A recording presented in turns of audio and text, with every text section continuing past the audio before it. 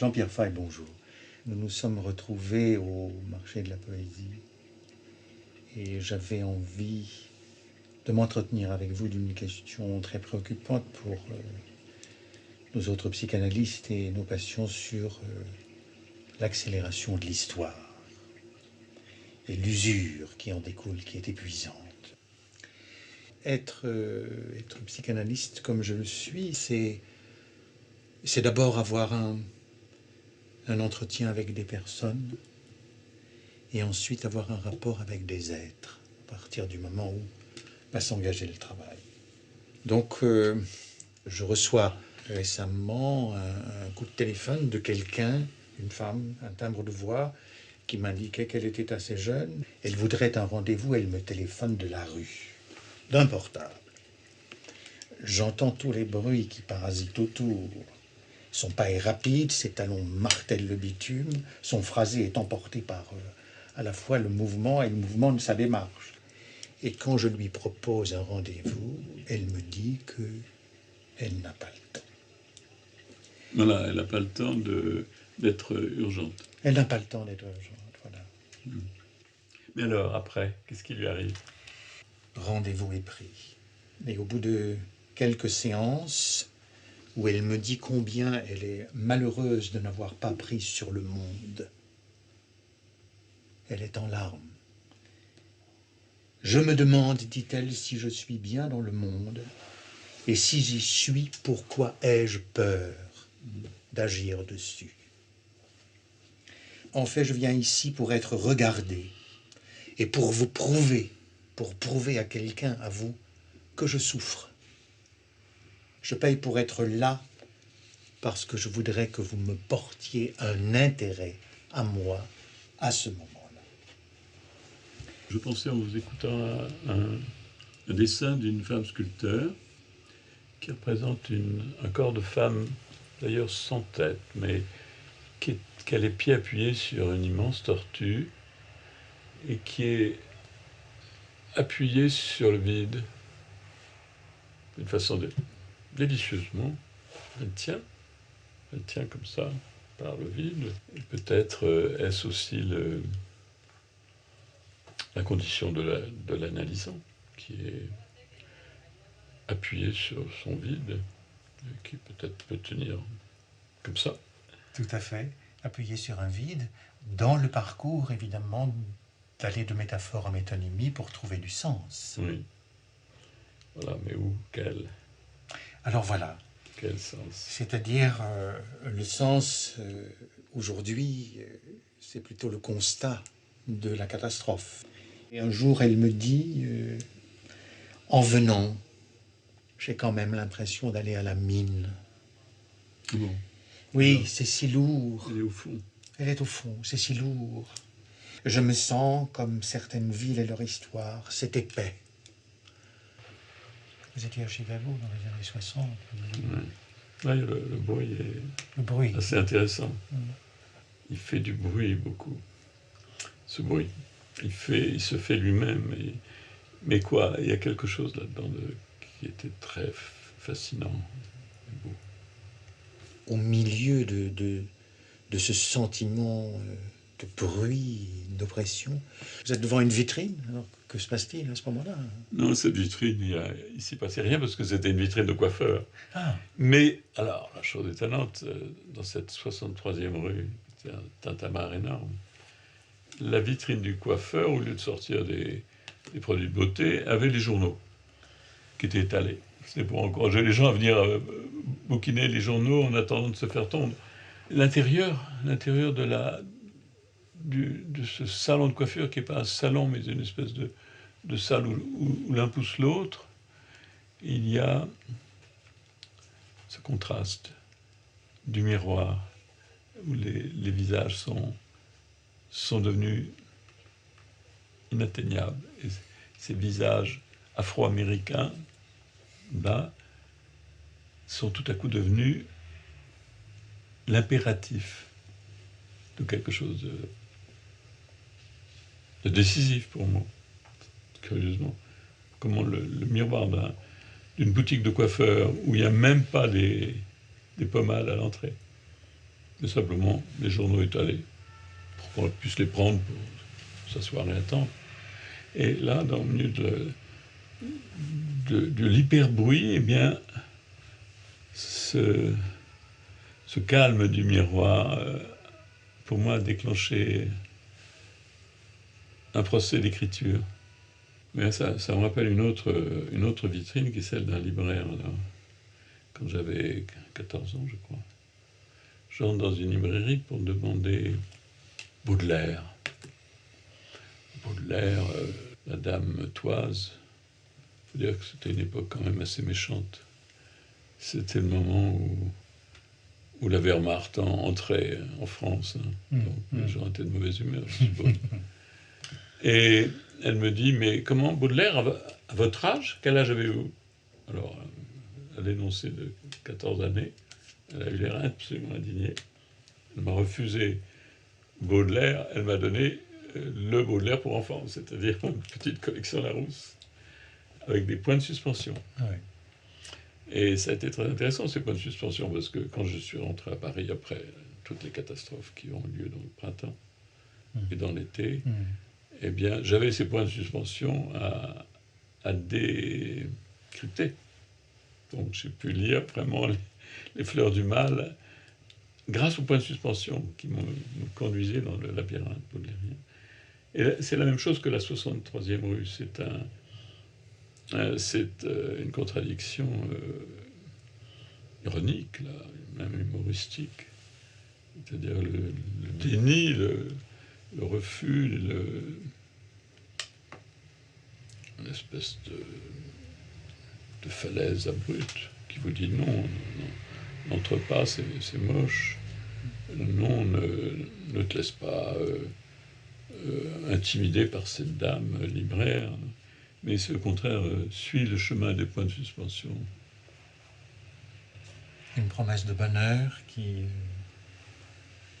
se profilait à travers des paroles profondes. Enfin, une promesse d'exploration. D'exploration. De poursuite, de cherche, comme dit Montaigne. La cherche. Et cette 63e rue devenait comme un récitatif. J'avais l'impression que c'était là qu'il y avait quelque chose qui était raconté, qui était un non déchiffrable, ou en tout cas à déchiffrer longuement, à déchiffrer par à coup, à essayer d'agrafer, d'agripper. Là, j'ai eu l'impression que quelque chose commençait qui allait me tirer sans fin, qui allait me tirer vraiment, malgré ou avec moi. Et voilà, c'est dans ce puits qu'il y a eu un dépliement de sens. C'est ce que vous indiquiez là, tout à l'heure. C'était comme une chose d'état d'analysant agrandi aux objets. Ça a tenu lieu, le processus désirant chez vous. Oui. C'est les objets qui questionnaient. C'était demandaient de parler. Ça brisait quelque chose et ça vous permettait effectivement de rentrer dans la question de la fiction. Oui. Créer des objets pour vous lancer à la rencontre du monde. Mais ça promettait aussi un interdit parce que tout semble bloqué. Alors, le blocage même, tout à coup, défait une fermeture. Je voulais vous lire à propos d'Hegel. Quand Hegel parle de la nuit. L'homme est cette nuit, ce néant vide qui contient tout dans la simplicité de cette nuit. Une richesse de représentation, d'images infiniment multiples, dont aucune précisément ne lui vient à l'esprit, ou qui ne sont pas en tant que présentes. C'est la nuit, l'intérieur de la nature qui existe ici, pur soi. Oui, mais je vois d'ailleurs cette nuit un peu comme une sorte de chape. Et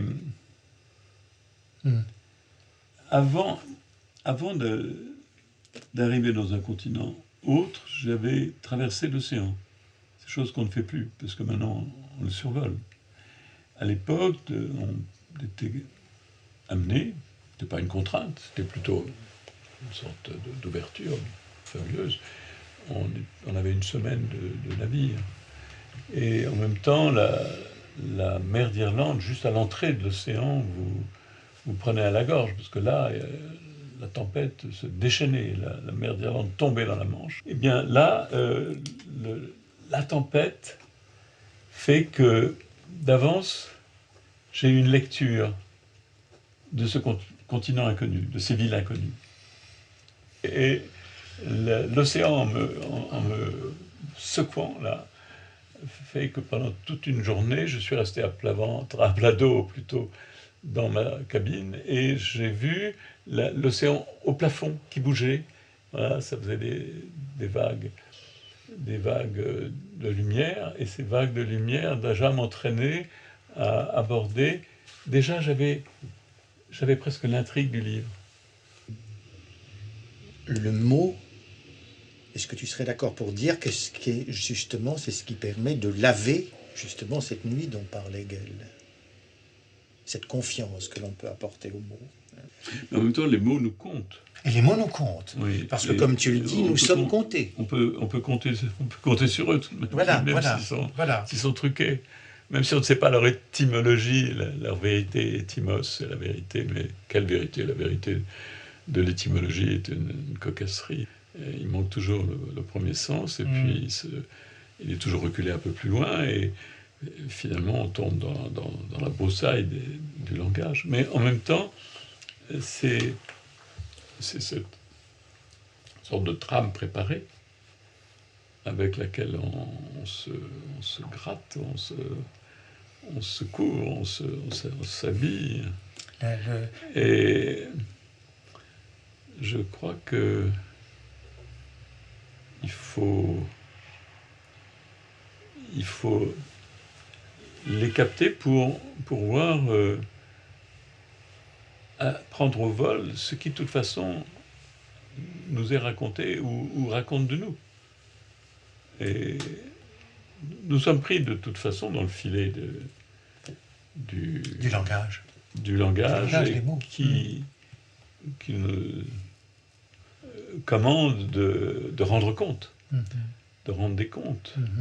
Et donc nous demande d'être en mesure de capter ce qui est compté de nous, ce qui nous compte d'avance, ou pendant, ou tout le temps. Alors être capable de compter le compte, je crois que c'est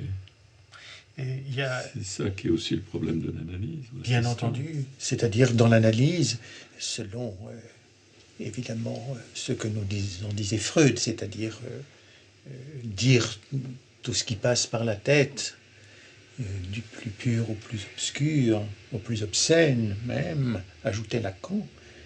C'est vrai que les mouvements des mots en analyse rentrent, les mouvements secrets des mots, je dirais, rentrent en vibration les uns les autres. Ils ont une résonance qui va produire de nouvelles nettetés.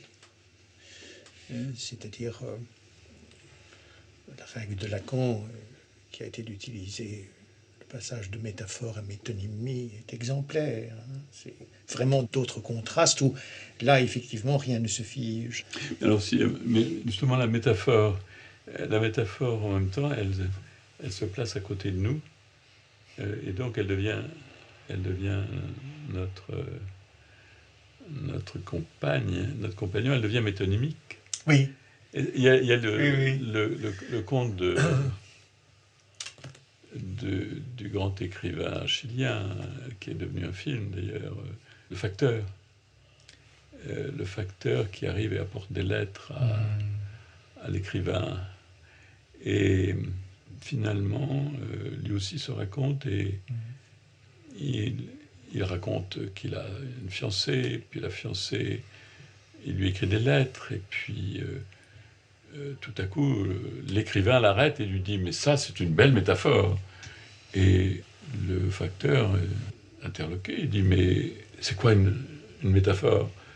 Comment je fais des métaphores ?»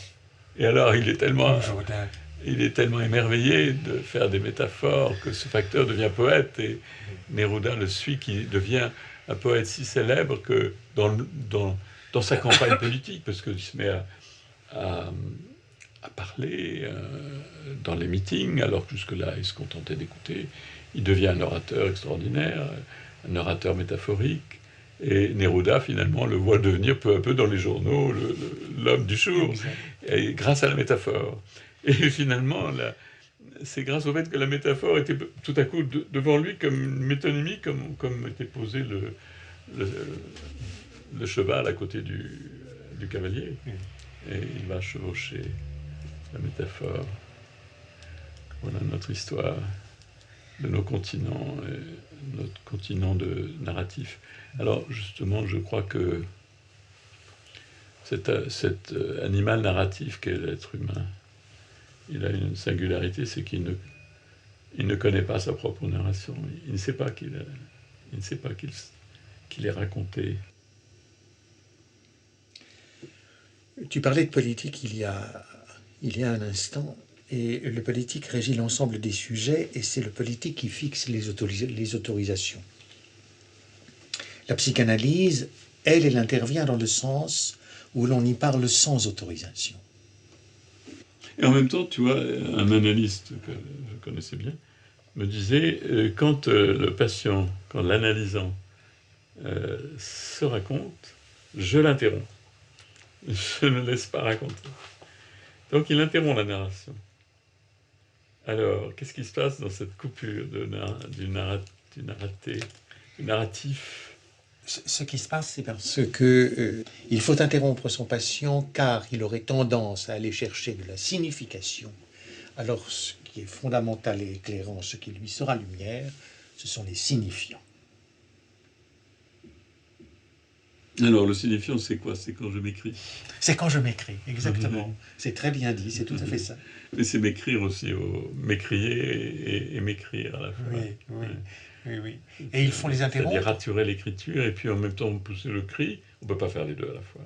Voilà, le cri, on ne peut pas faire les deux à la fois. Mais si on fait les deux à la fois, c'est peut-être ça, la vraie écriture. C'est une vraie question, en tout cas. C'est une vraie question. On critique la psychanalyse de toutes parts en ce moment, et c'est vrai que un appui du philosophe que tu es sera certainement éclairant. Oui, mais alors je crois que le porteur de lanterne, là, le philosophe, il a cassé sa lanterne. Parce qu'elle est tombée tout à coup avec un fracas redoutable. La philosophie aujourd'hui vit avec la trace d'un masque, il me semble. Je pense à Heidegger. Oui. La crise mondiale est arrivée et elle s'empare du philosophe qui est certainement le plus inattentif à ce qui lui arrive là, parce qu'il ne suit certainement pas les cours de la bourse de New York, mais il constate certainement aussi, alors là, de façon très attentive, qu'un certain petit parti qui avait 12 députés, qui était plutôt une chose ridicule, une sorte de déchet politique, passe à 100 députés du jour au lendemain, à la fin de l'année 29, grandit encore plus dans l'année 32, jusqu'à 200, 260, 230, 230, 60, retombe un peu, mais enfin finalement s'empare du pouvoir d'une façon qui échappe tout à fait à notre homme, car le philosophe n'est pas dans la coulisse des lieux de théâtre. Mais en revanche, un de ses amis, qui s'appelle Carl Schmitt, lui, il fait une conférence à fin novembre 1932 au grand de la grande industrie. Et il explique qu'il faut faire au plus vite l'état total, comme en Italie, le Stato Totalitario de M. Mussolini. Et comme par hasard, dans les jours qui suivent, cette grande industrie va signer une supplique, une requête, une Eingabe auprès de Monsieur le Président de la République et du Reich à la fois, puisque c'était une République Reich déjà. Ben, tout à coup, la République va devenir tout à fait le Reich et laisser tomber sa propre identité républicaine. Et cela parce que l'Eingabe a persuadé le vieux monsieur, le vieux maréchal, on en a eu un autre, qui va signer le décret, lui, pour nommer chancelier le soldat de deuxième classe qu'il méprise et déteste et dont il a peur. Voilà, c'est ça qui arrive. Et ça, Carl Schmitt, le grand ami du philosophe, sait ce qui s'est passé, parce que c'est lui qui a fait la chose. Et il va être le Kronjuriste, il va être le juriste de la couronne pendant quelques années, quelques mois. Plus tard, les nazis vont trouver qu'il est superflu. Il a servi, justement parce qu'il n'était pas du parti nazi. C'était ça sa force, pour convaincre ces messieurs de la grande industrie. Seulement, voilà, ce qui est terrible, c'est que l'homme qui ne sait pas qu'il pense par-dessus une vague qui le porte, il n'est pas comme la femme du petit dessin dont je vous parlais tout à l'heure, qui sait que ses pieds sont sur le dos de la tortue du monde. Et lui ne sait pas qu'il est porté par la tortue. Il pense qu'il est l'être même. Lui, il est le berger de l'être. Il est le lieutenant du néant. Et il a quelques collègues chez les Grecs, Héraclite et Parménide. Il ne veut pas savoir que ni Héraclite ni Parménide ne parlent jamais de l'être, mais toujours de l'étang. Alors que lui prétend qu'il y a une chute de l'être dans l'étang. Ça va être sa grande fable plus tard. Et pour le moment, il est là fasciné par ce qui arrive comme justement une bouffée de l'être. Une bouffe, j'allais dire une grande bouffe de l'être. C'est un bouffée du souffle, mais en même temps, ça sera une grande bouffe dégueulasse d'état-major et de caserne. Quelle métaphore. Mais à mesure que le manuscrit se déplie, on voit apparaître tout à coup aussi l'empreinte de ce visage qui devient peu à peu, qui veut porter un masque, mais puis qui peu à peu devient même le masque lui-même. Le masque africain, après le rite, il est posé là, justement, or, et puis il est gardé ou jeté, on s'en préoccupe guère.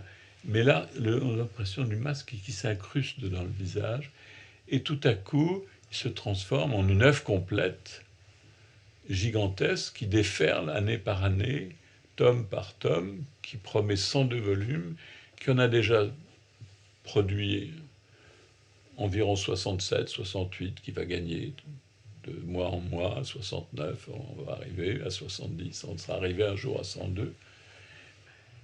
Mais dès novembre 1933, il le dit, il faut qu'on poursuive non seulement l'ennemi extérieur, mais l'ennemi intérieur. Et l'ennemi intérieur, eh bien, il faut déjà se préparer de loin, d'avance, une Weitersicht, avec une vue longue, à l'attaque en vue de l'extermination totale.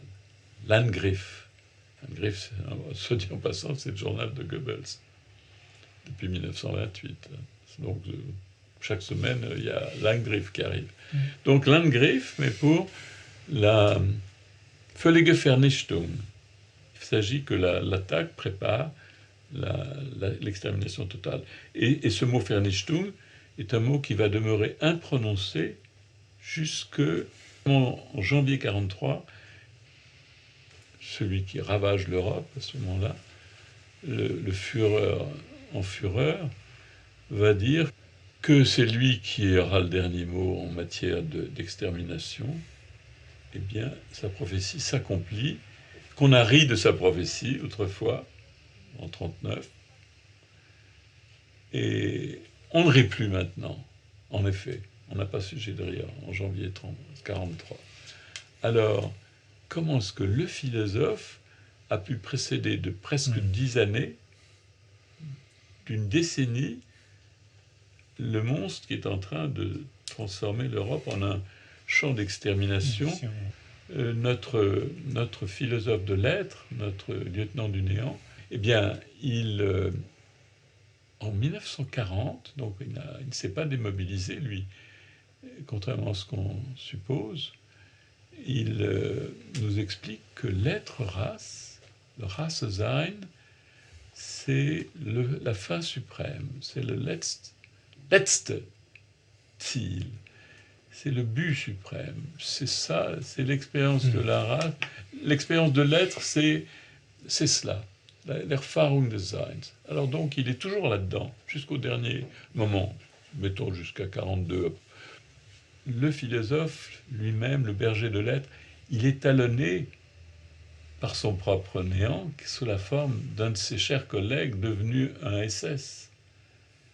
Et ce SS, c'est un homme très, très dangereux. Il y a quelqu'un qui a compris qui était ce SS, c'est Klemperer. Klemperer, lui, il est en train d'écrire son journal à Dresde, loin de tout ça. Il n'a accès à rien, il ne voit rien au premier plan, mais il entend tout. Il sait, il devine, je ne sais comment. Il sait que Crick, celui qui va attaquer et insulter Heidegger et le défier, est non seulement un SS, mais que c'est un des hommes clés de l'idéologie, de la vision du monde, puisque le mot idéologie n'est pas du tout nazi, c'est vision du monde, la Weltanschauung. Il y a deux hommes clés de la Weltanschauung. Il y a Bäumler, qui a édité les œuvres de Nietzsche, qui les a éditées formales, parce qu'il a tout mis en pile, il ne met pas de date, il ne montre pas comment les fragments de ce qu'on a appelé la volonté de puissance, alors que c'était qu'un projet, que c'est un amas de notes, c'est une espèce de journal d'une quête d'approximation où il essaie de dire son intention, meine Absicht. Voilà donc que la langue de Nietzsche va être prise au piège et que Heidegger en prend le déchet, en quelque sorte, les retombées du mal traduit, du mal édité plutôt. Et en plus, il est insulté par Crick. Donc les deux maîtres de la vision du monde tout à coup se retournent contre Heidegger, et Crick le traite de littérateur juif, comme ceux qui étaient le nihilisme de la métaphysique. Alors le nihilisme métaphysique, ça devient l'inculpation que ce SS lance contre Heidegger, qui ne juge pas assez vaillant dans le nazisme. Il le croit s'en débarrasser. Seulement Heidegger, qui d'ailleurs a dû mordre la poussière là, et se déchirer les yeux en disant ça, il va riposter en prenant au mot son procureur, enfin son inquisiteur, et il va faire sien cette histoire de la métaphysique qui est tombée dans le nihilisme, qui est une fable absurde. Et cette fable actuellement est la fable commune qu'on enseigne dans les écoles en France. On lit des choses comme ça dans d'épais ouvrages de 500 pages, que la métaphysique menace d'anéantir l'humanité. Chose incroyable, que la métaphysique est devenue un molosse. Hein? Tout ça est une absurdité rocambolesque, mais évidemment ça ne touche pas beaucoup l'homme de la rue, mais malgré tout, il y a une espèce de monstruosité de la philosophie aux yeux du public. Il faut que la philosophie actuellement sache qu'elle a été mise en danger à ce point. Parce que ce danger lui donne sa vérité. Une calamité ignorée, mais pour ceux qui connaissent cette calamité, comment en sortir? Comment pouvons-nous procéder par rapport à ton remarquable récit? Et comment pouvons-nous donc prendre en main cette calamité pour ceux qui ne l'ignorent pas et nous retrouver au milieu de la nature des choses? Oui, alors justement, ce mot « nature des choses » que tu prononces, c'est bien, parce que c'était le mot de la langue romaine quand elle lisait les Grecs. Les Romains lisaient le grec à livre ouvert. C'est pour ça qu'ils n'ont pas traduit les philosophes grecs, parce que ils lisaient le grec. Ils savaient le grec comme nous savons l'anglais, mettons. Mais en revanche, les Arabes, qui ne savaient pas le grec, ils ont traduit. Oui. Et c'est eux qui nous ont porté le mot métaphysique. Le mot métaphysique n'existe qu'une fois en grec, chez un philosophe dont on ne sait rien que ce mot-là, qui s'appelle Nicolas de Damas, qui écrivait en grec et qui avait écrit une petite note pour dire « ça, c'est les livres d'après la physique ». Et Metaphysica nous est venu par cette petite note. Oui. C'est étonnant tout ça, ce voyage des concepts, ce voyage des balourdises aussi, donc, qui traversent les langues. Ça, c'est étonnant à suivre. Et c'est être en mesure d'entendre toute cette épopée, cette épos. C'est ça qui peut nous sauver, parce que autrement, nous sommes les prisonniers de notre épos. Nous sommes même enchaînés par lui. C'est ça qui arrive à Heidegger. Heidegger, à Fribourg, est prisonnier de son ennemi et veut le vaincre en faisant pire, en renchérissant sur le nihilisme de la métaphysique, fable absurde. Voilà que maintenant, les petits élèves, un de mes anciens étudiants, va nous raconter que c'est ça le clé de toute chose, c'est que la métaphysique est nihiliste. Et alors, il y a quelqu'un au milieu de tout ça qui m'émeut beaucoup, c'est le philosophe dont j'ai aimé le projet. Et qui était son projet, c'était d'essayer de capter l'écriture de la pensée. L'écriture qui est juste dans la parole.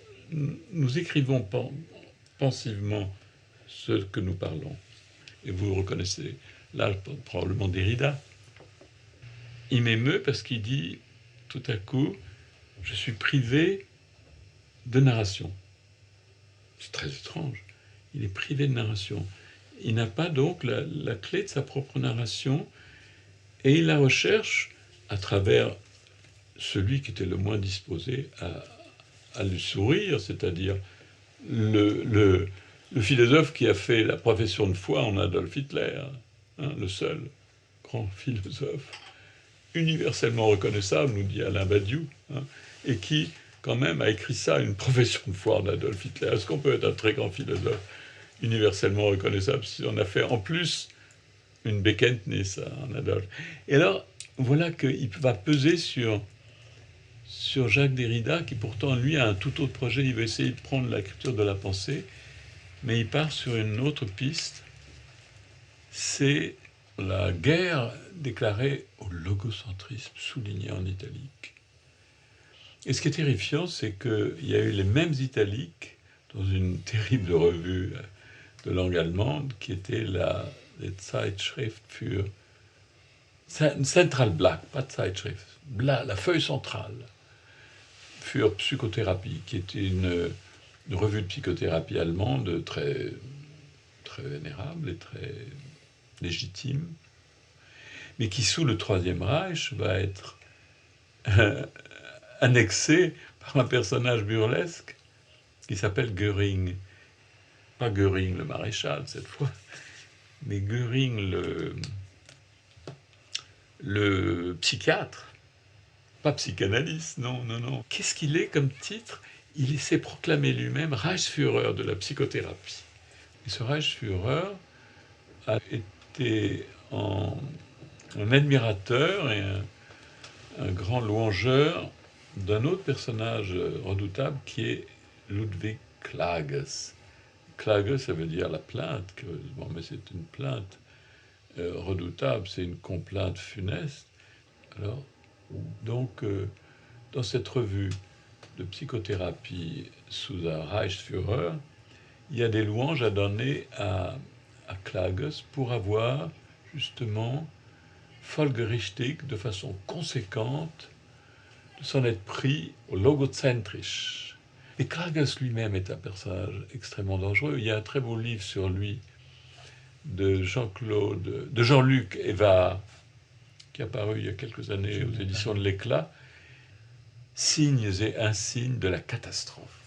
C'est l'apparition de tous ces signes à l'aube du XXe siècle, vers 1900-1906. Il y a eu deux hommes, Alfred Schüler et Ludwig Klages, qui ont au fond inventé tout le bagage du futur Troisième Reich, notamment la swastika. Elle est lancée par Schüller, et Klages a fait une immense préface, plus longue que les écrits de ce Schüller, les écrits posthumes, qui ont été recueillis.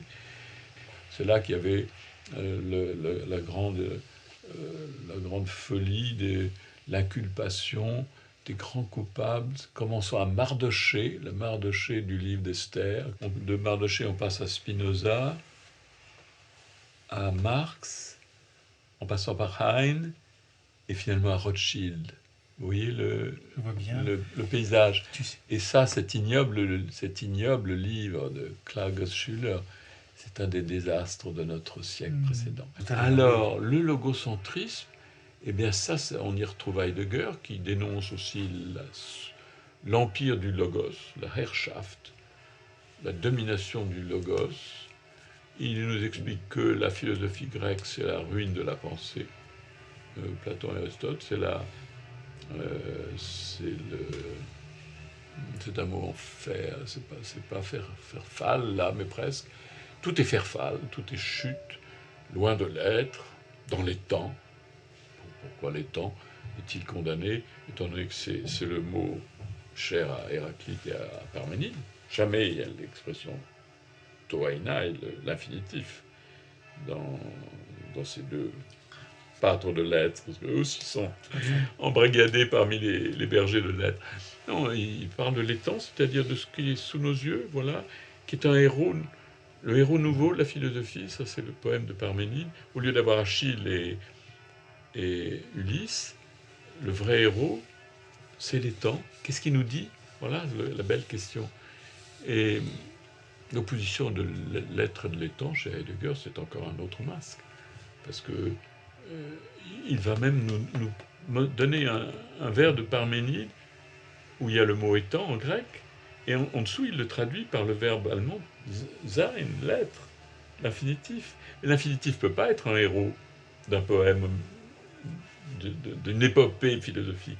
C'est l'étang qui est actif, le participe présent. La langue allemande est très crue parce qu'elle est proche de ses propres racines, donc elle dit les choses beaucoup plus crûment que notre langue qui a passé par plusieurs filtres.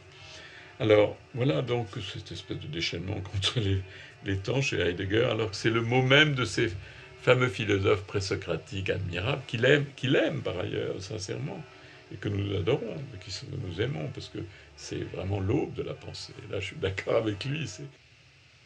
Est-ce que Jacques Derrida, dans sa curiosité pour tout ce qui se disait de l'écriture, est tombé sur Klages, et puis a trouvé ce mot, et peut-être l'a oublié, et l'a revu apparaître dans sa pensée ou dans sa langue intérieure? On se demande, pour moi c'était un choc énorme de trouver ça, avec les louanges du docteur Göring pour Klages. Alors voilà, donc il y a eu une longue impasse qui s'est traduite par le mot déconstruction, car qu'est-ce que c'est que la déconstruction? Ça vient à la page 22, je crois, de la page 11, qui est la première page, comme toujours dans les livres. La première page, c'est pas la page 1. C'est la première page, c'est la page 11. Et dès la page 22, nous avons la déconstruction, qui est la chasse au logocentrisme, comme chez Klages. C'est ce qui était extraordinaire à propos de cette guerre contre le logocentrisme, c'est que dans nos cabinets d'analystes, ce que viennent nous livrer la souffrance de nos patients, c'est justement une demande d'amour, mais qui passe par justement le logos, qui passe par la parole. C'est quelque chose qui peut porter à l'incontable d'un sourire pour justement l'efficacité d'une rencontre, c'est-à-dire par l'intermédiaire du logos, que chaque patient, chaque être, au sein du lieu commun, puisse retrouver la question de sa place. Oui, mais alors tu vois, si on remonte à celui dont Heidegger a fait le pâtre de l'être, mais qui n'a jamais parlé de l'être, en revanche, il a parlé du logos deux ou trois fois d'une façon merveilleuse. Et là où il dit, nous sommes les écouteurs, les écoutants du logos, tous akusantas. Akusantas. Tout logo. Nous écoutons la parole. voilà que Héraclite est le premier psychanalyste. Exactement. Voilà, donc il nous dit écoutez la parole de qui? De l'autre. De l'autre. Pas je m'écoute moi-même. Parce que dans cette société où vraiment de consommation d'objets péremptés partout, dans ce malaise de la vie, dans cette souffrance, bien sûr, la parole ne peut pas être mise au rencard. Hein? Oui, c'est la vacance, c'est l'écoute. C'est de pouvoir enfin écouter l'autre après. Alors, si on en fait une chambre d'écoute, ça peut être l'écoute de la police. Et c'est étonnant, justement, parce que dans l'après-guerre, il y a ce philosophe, tout à coup, est écouté par le comité politique d'épuration, fait par les résistants allemands. C'est quelque chose de pathétique. Voilà que le philosophe, maintenant, est obligé de se justifier. Et alors, il inculpe tout le monde. Il cherche des témoins à décharge. Il va chercher Nietzsche en disant « Mais Nietzsche, vous savez bien qu'il était contre les antisémites. » Ah, on ne l'avait pas dit sous le Troisième Reich, mais c'est vrai. Tout à coup, il devient beaucoup plus véridique. Mais la situation est si affreuse qu'on pleure, la philosophie qui est obligée de dire pourquoi diable est allé dans cette galère du rail. Tu parlais de monnaie tout à l'heure. La monnaie d'échange, et dans le système capitalistique qui est le nôtre aujourd'hui, on voit bien qu'au fur et à mesure se réduit le temps de la parole, le temps de la production de valeur au profit de survaleur. Ce n'est pas une production de valeur, mais une production de richesse. Le capitalisme aveugle, probablement partageras-tu ce sentiment avec moi, c'est une perversion. Oui, bien sûr, on est partout sollicité par une offre qui est accablante, qui est partout. Si on ouvre un écran, on voit arriver, on vous propose tout de suite, aussi bien le sexe que l'habitation gratis. Voilà, c'était ça, le drame des subprimes. Vous venez et voilà, on vous donne une maison tout de suite. Seulement après, vous devrez payer tout à coup un taux grimpant. Et le taux va passer de 4 à 5, de 4 à 10, de 4 à 8, de 8 à 16. Et puis, voilà, vous êtes déjà dehors. Vous êtes mis dehors, la police vient vous foutre dehors. Et les subprimes, nous apprenons qu'ils étaient présentés aussi sous une forme directement marchande, en tant que valeur pure, comme sous le nom d'une traite Abacus. Et Abacus, tout à coup, ça avait des échos. Je me disais, c'est qui Abacus? Il y a Bacchus dedans, et puis il y a Abaris, l'espèce de monstre, une espèce de caricature socratique qui est le compagnon de Dionysos. Alors voilà, une comédie qui se joue sous la forme tragique d'un papier qui va non seulement faire que les gens qui ont acquis leur belle maison gratis se trouvent déjà mis dehors, avant même d'être entrés à peine, et puis les subprimes qui ne valent donc rien, puisque ça représente l'expropriation du pauvre locataire devenu propriétaire de manière systématique, magiquement, et ensuite remis à la porte. Et pendant ce temps, le subprime, Abacus, chemine à travers toutes les banques jusqu'au fin fond de l'Allemagne, donc de l'Europe centrale, et fait que toutes les banques partout sont porteuses de titres pourris. Alors, c'est prodigieux. Tu parlais de typhus. Oui, c'est une sorte de typhus bancaire. Typhus bancaire. Voilà. Hein. Alors voilà, tout le monde cherche avons-nous des titres pourris dans notre banque? Voilà. Oh, quelle chasse extraordinaire. Alors, qu'est-ce qui est arrivé? Voilà, si on revient aux premières pages de Marx, dans la critique de l'économie politique, car c'est ça son livre. Le Capital, vous savez, tu le sais, hein, c'est l'éditeur qui a dit ça sera un Ce sera un bon titre, bien vendeur. C'est comme Les Fleurs du Mal pour les limbes. Exactement. Les limbes, c'était le titre de Baudelaire. Et il avait dans un coin Les Fleurs du Mal, c'était quelques poèmes Voilà. sur les belles lesbiennes, d'accord. On va en faire le titre, parce que c'est beaucoup plus vendeur. Voilà. Mais de même, le Das Kapital, ça sonne fort. Mais la critique de l'économie politique, ça commence dans les premières pages.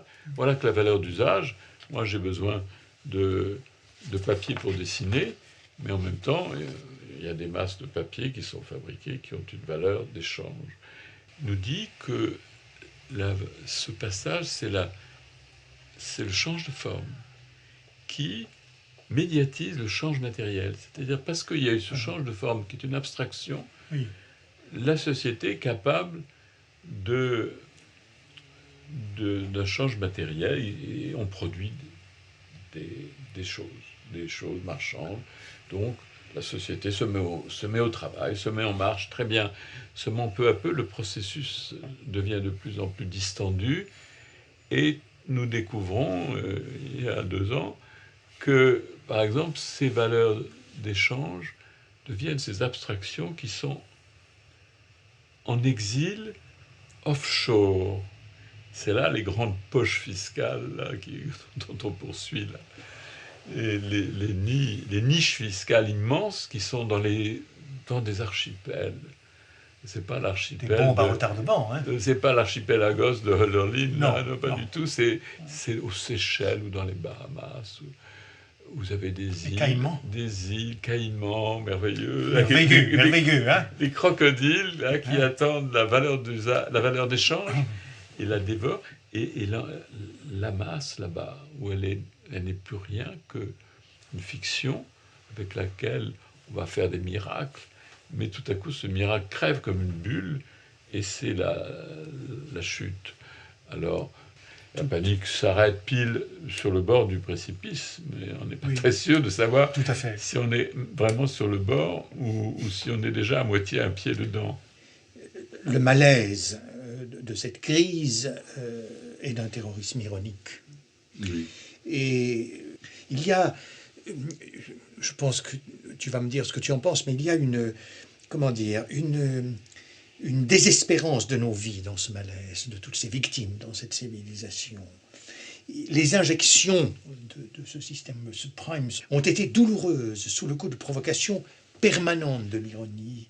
Oui, c'était vraiment une espèce de bacchanale abstraite. C'était une bacchanale abstraite. Et ma question, cher Jean-Pierre, dans ce sentiment d'incapacité à l'heure actuelle à réaliser quoi que ce soit, comme nous l'entendons chaque jour, penses-tu aujourd'hui qu'il existe un antidote à l'ironie? Un antidote à l'ironie? Ah, c'est peut-être l'ironie elle-même. Parce que si on la reprend comme étant celle qui questionne, elle va questionner l'ironie cruelle des choses et des situations créées par la mise en compte du vide.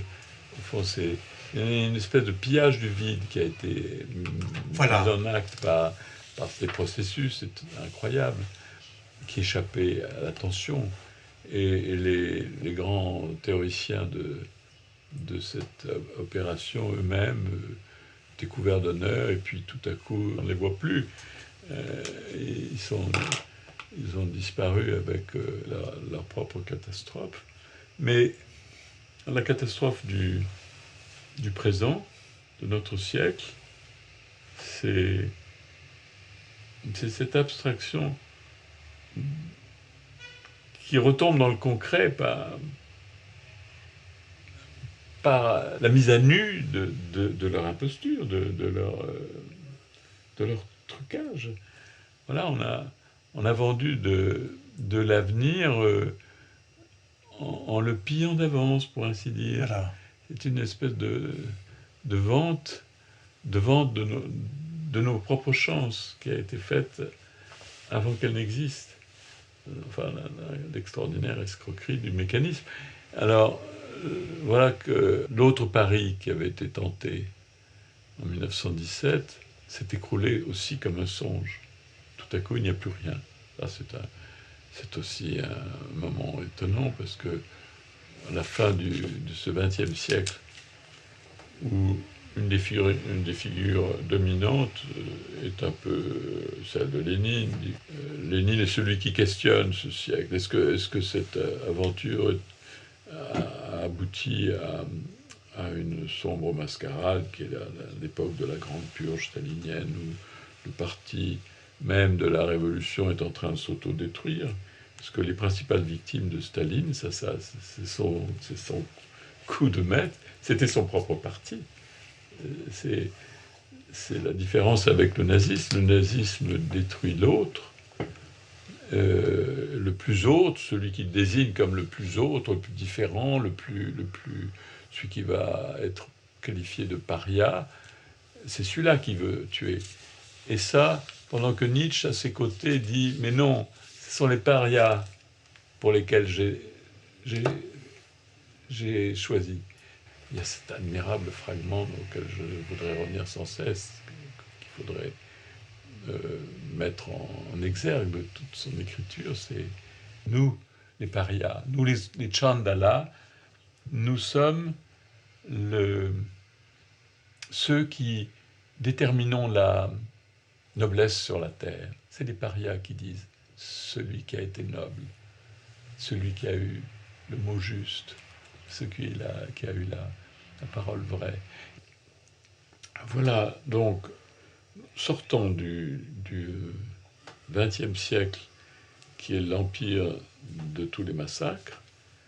Nous sommes dans un siècle suivant qui est tout à coup remis en face de ce miroir en disant, voilà, la crise de 29, vous allez maintenant la regarder, on va la refaire pour vous, on va en refaire l'image, on va la décortiquer, vous aurez le plaisir de rejouer vos chances une autre fois, et on découvre derrière elle toute la chaîne de ces grandes crises que Marx a déjà toutes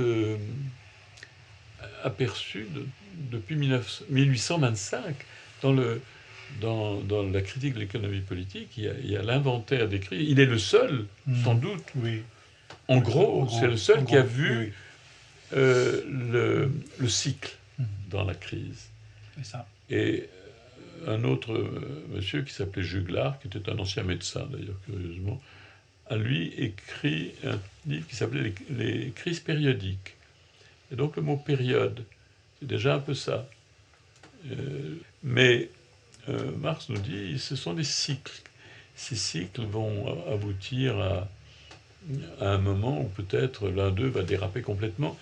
Et peut-être sera-ce le moment de sauver le monde en trouvant une autre clé. Mais Marx ne la donne pas. Il ne donne pas le remède. Il nous dit seulement que il faut suivre du regard ce processus. Et un autre personnage entre en scène, curieusement, qui est un économiste russe, Kondratiev, qui a vu qu'il y avait des plus grands cycles.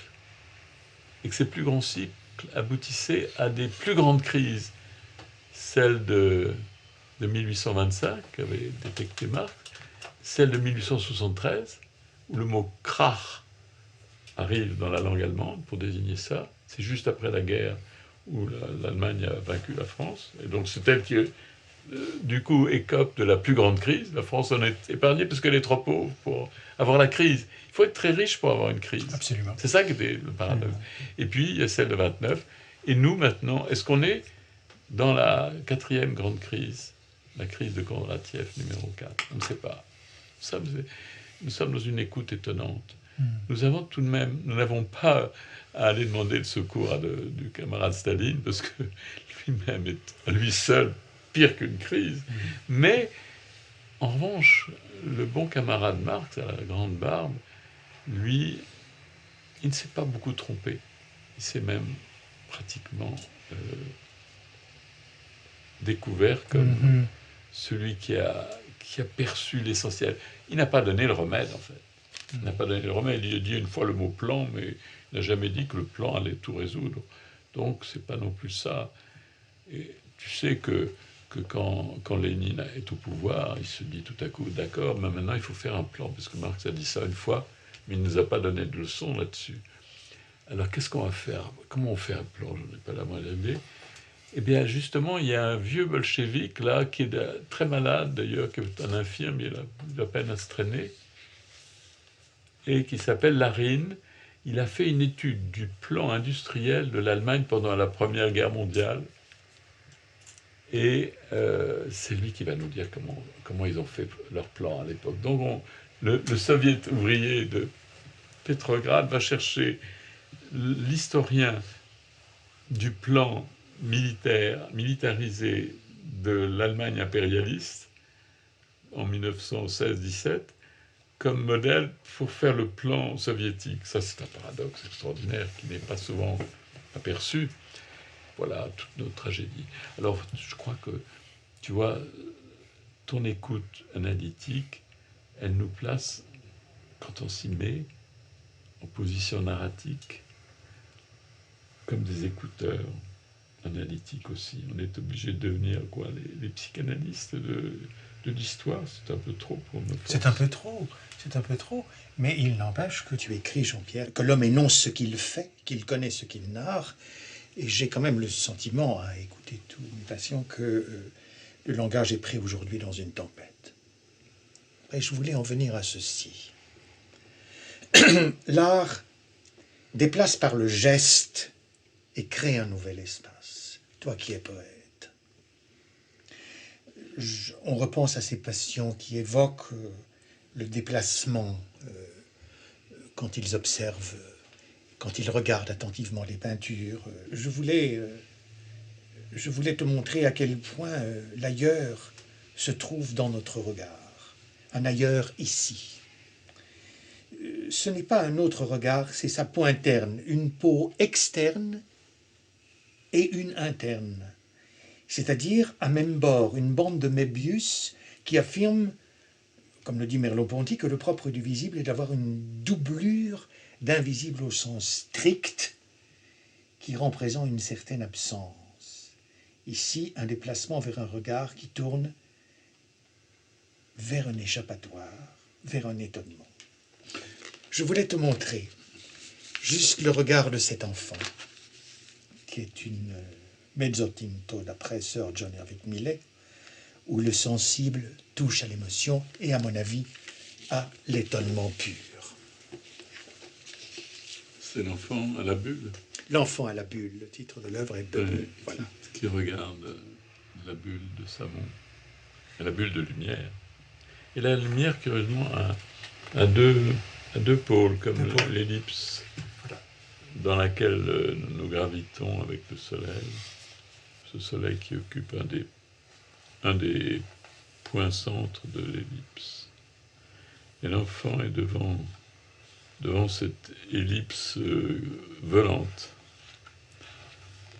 Mais nous sommes devant l'ellipse du temps, parce que le temps ne nous donne pas.